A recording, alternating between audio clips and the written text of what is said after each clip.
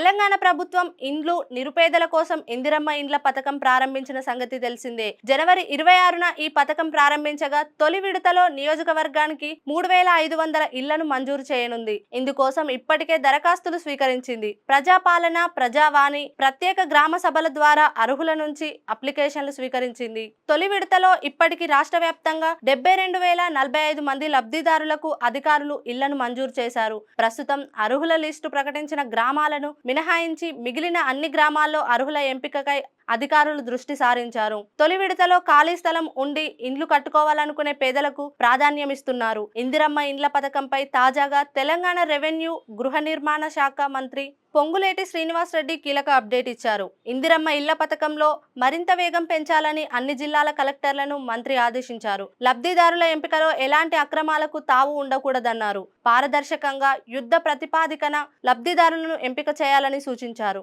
నిర్మాణం పూర్తయిన double bedroom ఇండ్లను లబ్ధిదారులకు కేటాయించాలన్నారు. అసంపూర్తిగా ఉన్న వాటిని కాంట్రాక్టర్లు పూర్తి చేయని పక్షంలో లబ్ధిదారులే పూర్తి చేసుకునేలా చర్యలు తీసుకోవాలన్నారు. మరో వారం రోజుల్లో ప్రతి నియోజకవర్గానికి ఇందిరమ్మ ఇల్లు ఇచ్చే కార్యక్రమం ముమ్మరం చేస్తామని మంత్రి పొంగులేటి స్పష్టం చేశారు. అర్హులైన వారిని ఎంపిక చేసి త్వరితగతిన పనులు మొదలు పెడతామని అన్నారు. జాబితాలో పేర్లు రాని వారు ఆందోళన చెందాల్సిన అవసరం లేదన్నారు. ఇందిరమ్మ ఇళ్ల నిర్మాణం నిరంతర ప్రక్రియ అని, మరో విడతలో లబ్ధిదారులను గుర్తించి ఎంపిక చేస్తామని చెప్పారు. కాగా ఇందిరమ్మ ఇళ్ల లబ్ధిదారులకు 4 విడతల్లో 5 లక్షల సాయం అందించనున్నారు. వారి అకౌంట్లలో మహిళల పేరు మీదే ఇండ్లు మంజూరు చేయనుండగా వారి అకౌంట్లలో డబ్బులు జమ చేయనున్నారు. ఇక ఇందిరమ్మ ఇళ్ల లబ్ధిదారులపై భారం పడకుండా ప్రభుత్వమే ఇసుక, తక్కువ ధరలకు ఇటుకలు సరఫరా చేయనున్నారు.